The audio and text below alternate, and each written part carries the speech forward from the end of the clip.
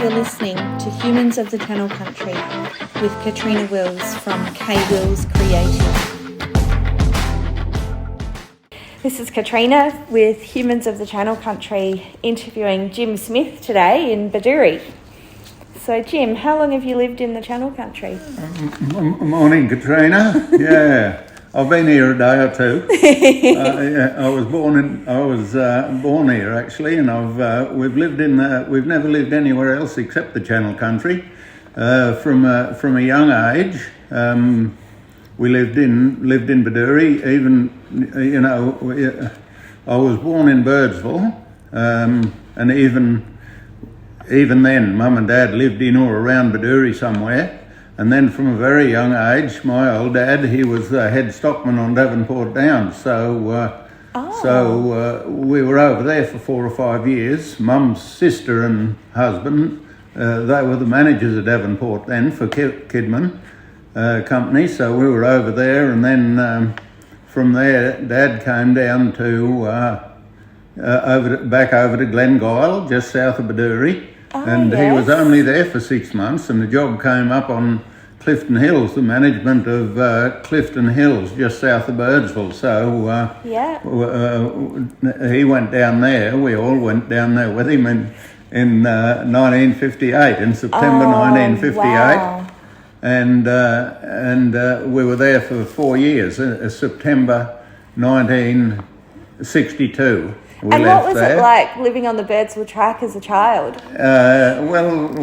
We would have lived the same anywhere, I think. We used to, have our own fun things when it had rained. Occasionally, when it had rained, we'd run around out in the rainwater and play about. And we did a fair bit of horse riding too, I suppose. We had horses there. Of course, it was all horses in those days. No helicopter mustering or anything. And no motorbikes, I guess, either. No motorbikes, no. We had an old Land Rover, a couple of old Land Rovers that were the station 4-wheel drives. and then while we were there, Toyotas started to come into the country, and we had one of the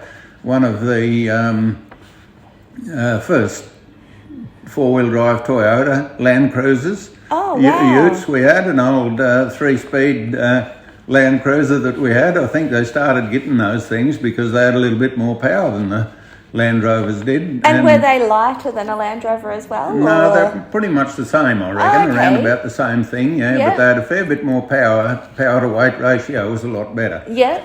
And so we went down to Clifton Hills, and when we got there, it was all horse mustering. When Dad got down there, and we all went down too, of course, there was only 35 horses in the stock plant, and there was no motorbikes or no helicopter mustering, so 35 horses for 6 or 8 ringers wasn't really a lot. But there was lots and lots of brumbies. Yeah. And in that time, they when they'd go out on a muster, they'd run the brumbies into the working horse mob, and then catch them in a yard, and they'd break them in and start working them. And anyhow, that worked out fairly well. It wasn't too long before they had a pretty fair sort of horse plant on Clifton Hills fantastic! Again. Yeah, I didn't know that, Jim. I thought you'd always been in Bedourie. Yeah.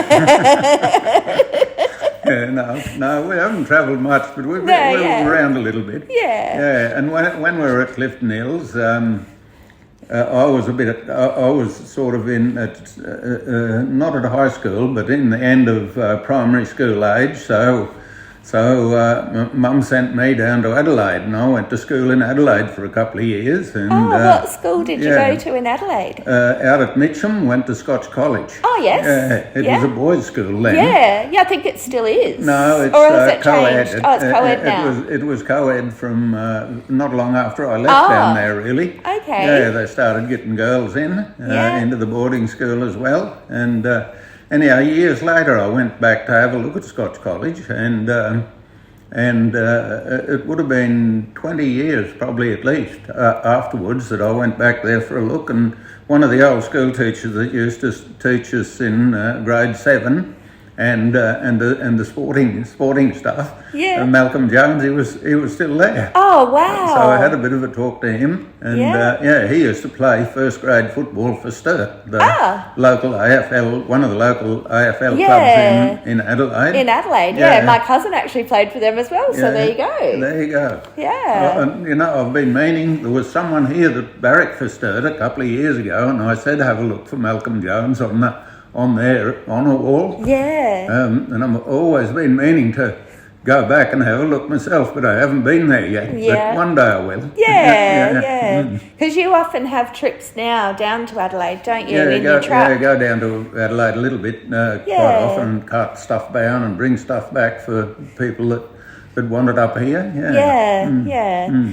So I noticed the other day you had a load of camels on. Where did they go? Well, they go to Peterborough. Righto, to the camels slaughterhouse there. That's right. Yeah, the abattoir.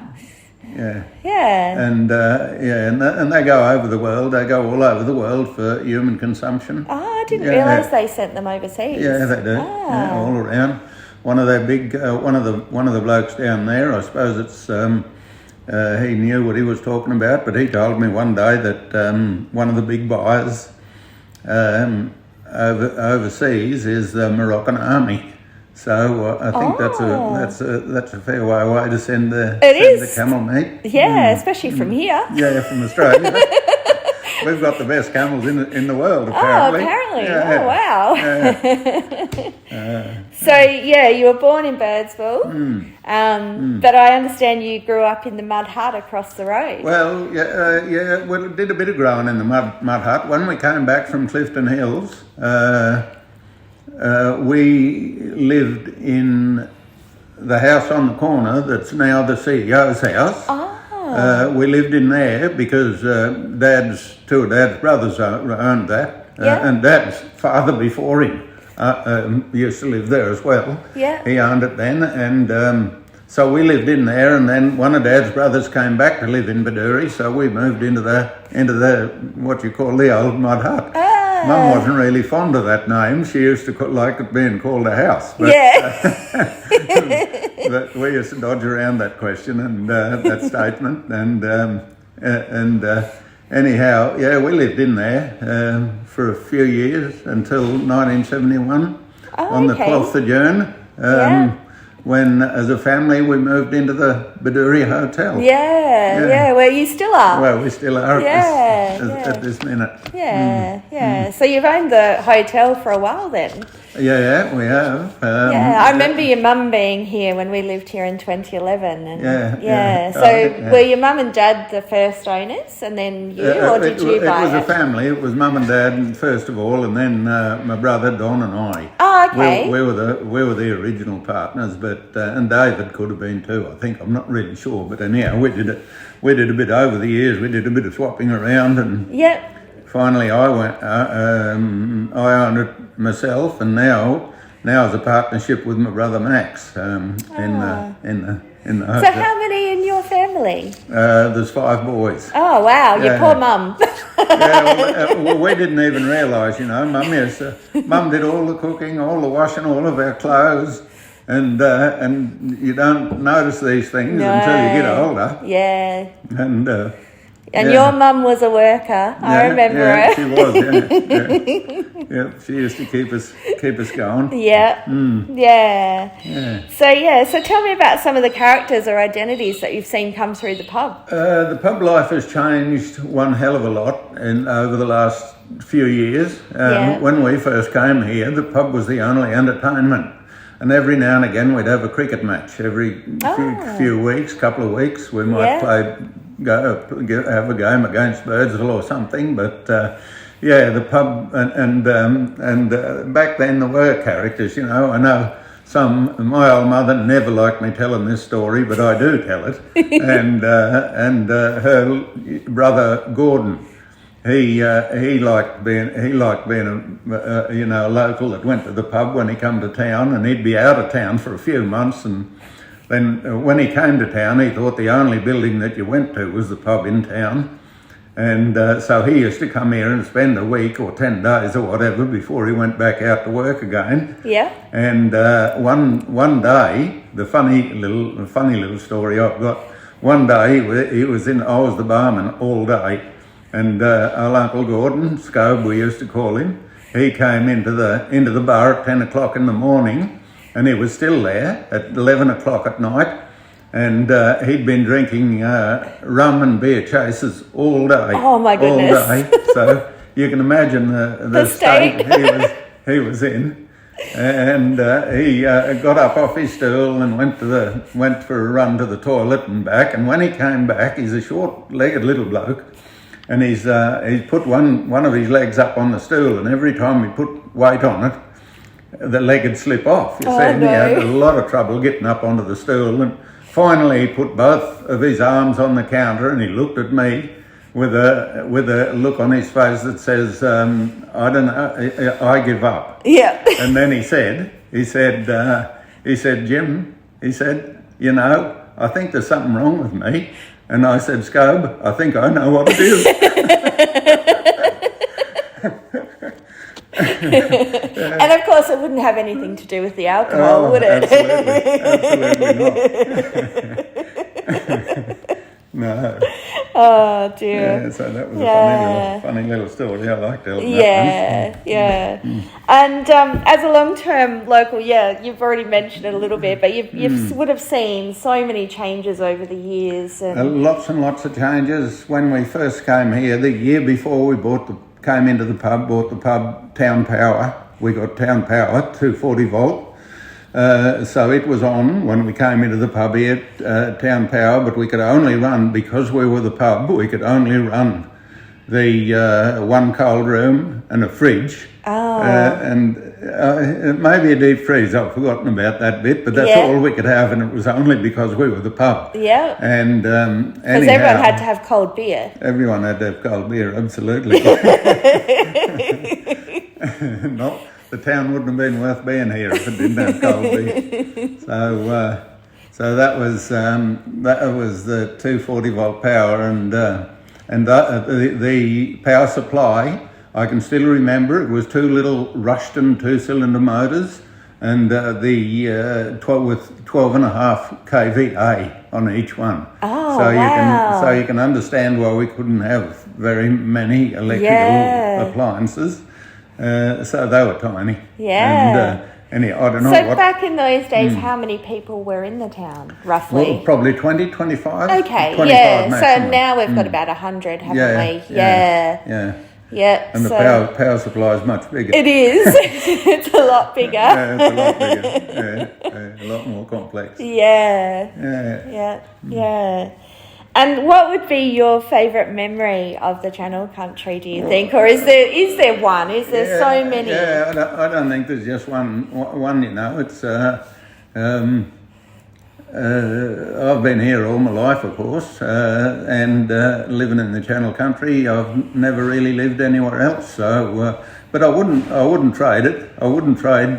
And it's not as though you haven't been other places either. I've been everywhere, Katrina. I drove trucks for about 20 odd years and travelled all over Australia with them, cattle trucks. Yeah, so and you just kept coming back to Bedourie. Kept coming back. It says something about the place. That's right. Yeah. You always return, I think, and I've been to the cities. Adelaide, I like Adelaide, but I wouldn't want to live there. No. I've been to Sydney, Brisbane, and Melbourne. Yeah. And can't get out quick enough. I can't get out quick enough. No, there's places down there that I don't even like for a holiday. Yeah. But I've been around places overseas as well. I've been to a few countries overseas, and that was really good. Yeah. And eye-opening and that sort of stuff, to do those little trips about. Yeah. And see how the other people in the world live. Yes. And but no, I won't be moving from Bedourie. I remember having that conversation with your mum. She was well and truly settled here and just loved the place. Yeah, absolutely. Yeah. So do you have a favourite or a memory that you can tell me about? That's a hard one. Yeah. A favourite memory that just comes to my mind at the moment.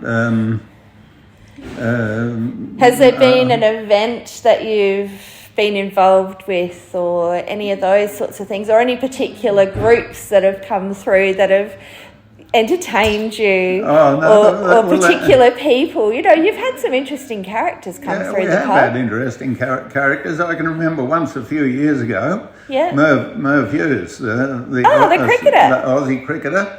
Yeah, he came through on one of those rallies, and you know, on one rally, and then on other rallies that come through, sometimes some of the Broncos football, rugby league football players came through back in the day when Tony Carroll and Wendell Saylor were playing. They've been through the south side areas here at different times. But old Merv Hughes, he was the only one on that trip. He was the celebrity in his own right, and he came, and when he came into the bar, he sort of made himself at home, and so he got behind the counter and he was serving a few drinks. Oh, wow. I got out on the other side. Oh, nice. And did I see John Williamson's name signed on the wall of the pub there somewhere? Absolutely, yeah. He's put his signature, and he drew a photo drew a painting of an emu and put a bit of a notice underneath the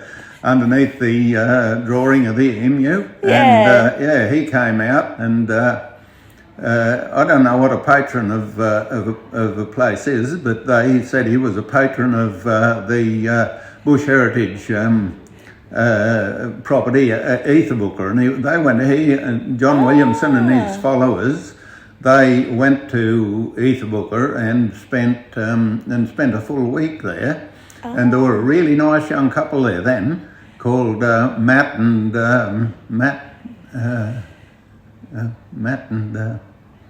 you better stop. So at the end of John Williamson and all his brother and friends, they put on a pig on a spit and a big barbecue night. And invited everyone from Bedourie. Yeah, so, I guess people from Birdsville would have even come up for the night. There could have been some. Yeah, it was a really good night. We went out there, and John Williamson played a couple of songs on this old guitar that he totes around. If I had tried to play it, I wouldn't have even made a tune out of it, but it sounded really good with him. Yeah. And he sang a couple of his songs, which was really good entertainment. Yeah. And we had and then that was on a Saturday night, and then on the Sunday they left and they came into Bedourie at lunchtime. So they had lunch before they left, and that's when John did his painting on the wall. Yeah, nice. And we're hoping it stays there for a long time. Yeah. And when he did, when they came through, that's when I met this bloke, Ian Biggles, they called him. Yeah. Biggles and old Biggles, and we became good friends. We have, and Biggles comes up now. He's been coming up for the last 3 or 4 camel races. Yeah. For that 2 or 3 weeks, and he and his mates that he brings with him, they put on breakfasts at the front of the pub every morning. He's the one that does that. Because I often come past and can smell the beautiful breakfast. I didn't realise it was him that was doing that. Yeah. So he's a good friend of John Williamson's. They do a bit of travelling around. And John Williamson's has got a big shed down in the Gold Coast hinterland somewhere, I think it is, that he puts 3 or 4 shows a year on. Yeah. And Biggles goes up there and helps him set it all up. Fantastic. And does a bit of cooking for the people. Yeah. I remember going to a concert way back when, in the early 90s, a John Williamson concert, and he was raising funds for the Country Fire Service in South Australia. It was a wonderful concert. Oh, right. Yeah. He's an amazing man. He does so much for the communities, and he's not just all about himself as a performer. Oh, that's good. Yeah. Okay, so what's something that sticks in your mind about the area, or About the area? Yeah. Well, the dry times, the droughts we've had, and then the good seasons that override the droughts. It's hard to remember a drought when you've had a good season, especially probably like the one we're having now. Yeah, we've had water in the creek for months. All year. Yeah. It's so unseasonal, really. It is. To last that long. Yeah, and to be up high under the bridge for that long too. Yeah, that's right. And it runs a long way down. It goes down into the Diamantina, and then together they flow into Lake Eyre. Yeah. But on its way, on the Georgina that we're on its way down, it goes through a couple of big lakes, about 200 k's south of Bedourie, I suppose. Yeah. And it's dried back a bit on one of those lakes now, and they're cutting hay. They're baling. Oh my goodness! Baling hay on the lake. Yeah. So wow. That only happens it's only happened a couple of times before. Yeah. So, it's a new thing. Oh, that's fantastic. Greg and I have often wondered if anyone ever thought to do that. And I'm glad to hear they do. Yeah, I think they've probably thought of it before, but they've never had the equipment to do it. And we wondered whether the gibbers might get in the way. But I suppose not on the flooded country, not on it's the flooded, just black soil. So that'd be great. That's happening. Yeah, and you know, of all the different things, like you get a lot of backpackers through, so and you know they bring something else to the pub as well, don't they? Yep, they do. There's a lot of interest there, and some of the backpackers have even ended up marrying a couple of local people. They have, yeah. So it is good to get, and it's good to have someone that you can get to work. You know, I remember when I got out of cattle trucks in 1996, and then I came to the pub, and there was only my mum and myself. We couldn't find any helpers. Yeah. And I used to do most of the bar work there, and I can remember at stages, like for a couple of years at a time, where my life was to get up at 10 o'clock in the morning and go into the bar. Yeah. And our licence went until 2 a.m. in those days, and most days there'd be someone in there till 2 a.m. Yeah. So that was my life. I used to get up, and that happened a couple of times over some years, and to get up at 10 a.m. in the morning and go to bed at 2 a.m. Yeah. So I didn't do much else. No. And then in around about 2000 or 2001 or something like that, we got on to some young people backpacking around Australia. Yeah. And they were young, and Australia hadn't had much of that sort of thing before, and they were a bit cautious and about coming out here. And I can remember one of the first girls, I can't remember her name now, but there used to be a group called Worldwide Workers based in Sydney. Oh, okay. And I'd get onto them and get a couple of backpackers out when we needed someone. And anyhow, this girl, she was interested, but she was a bit unsure about coming away out into the centre of Australia on her own and that sort of thing. So I used to have to tell them a really good story and probably a few little white lies as well to get them out here. To get them out here. And anyhow, this particular person, I went up and collected her off the aeroplane, and she was crying. And anyhow, and that went on for about a week. She used to have a bit of a cry every now and again. And then I could see after 2 or 3 weeks, I could see that she was starting to settle in a bit. And I said to her, I've forgotten her name, I can't remember. But that's okay. I said, now, how are you settling into Bedourie? Now, I said, you look as if you're starting to settle down a bit. And she said, back then I think they could only have 1 year's working holiday visa. Yeah, I think so, She said, I've got a 1 year working holiday visa for Australia. I've spent the first 6 months of that in Sydney. I should have been out here months ago. Oh, how fantastic. Yeah. So that was one. And I can imagine that, you know, it's a real culture shock to them for starters. Yeah. But you see them, and even the girls that are here at the moment, you know, they love it here. Yeah. They've been here for so long now. Yeah, well, it's a bit different now because I think around the world, a lot of them have travelled a fair bit, and And most people probably before they come out here, they know what to expect. Yeah, it's a bit easier for them that way, isn't it? A lot more people travelling in the Outback now. There is. Not like it used to be. Yeah, and there's a lot more bitumen roads around here now than there used to be. The roads are improving, and we don't want that to stop. I hope they keep improving. Yeah.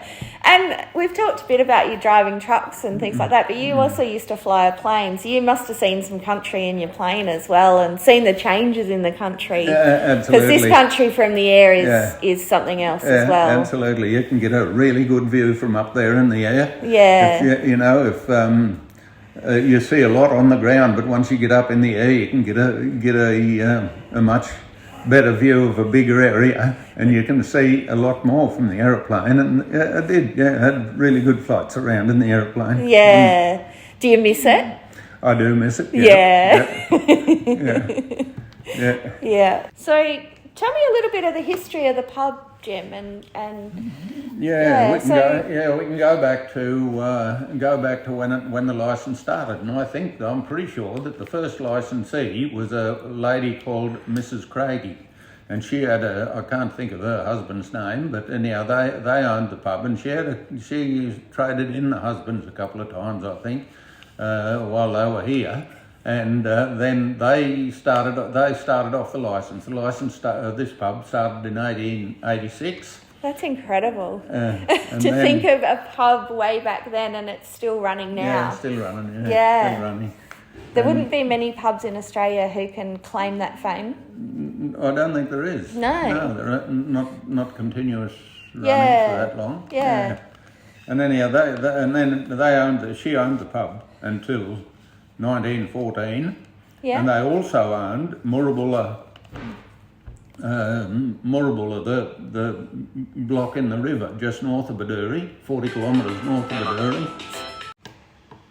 Okay, so we got interrupted there with the phone call, but we were up to 1914, I think. Oh yeah, 1914. Yeah, Sydney Kidman bought Sir Sydney Kidman bought the pub off Mrs. Craigie then in that year, and but they also had Murrabula holding just 40 kilometres up the north of Bedourie, and Sir Sydney, he only wanted to buy the property. He didn't want the pub, but Mrs. Craigie wouldn't sell the pub without sell the property without the pub going with it. So Sydney had to buy both together, and he didn't want the pub, so he ended up being able to sell the pub to George Gaffney, that was the manager on one of his properties down a couple of 100 kilometres down the Georgina from here,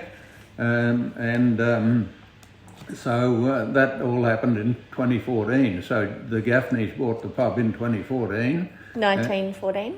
1914, I mean. Yeah. And then they owned it until 1956.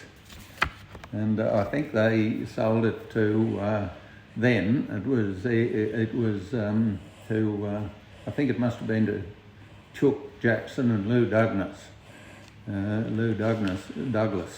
And they were here for 4 or 5 years, they were, and while they were here, they had a daughter, Judy, and she became an auntie of mine, Judy became an auntie of mine. She married one of Dad's brothers. Yeah. And so that was in 1956, and then there was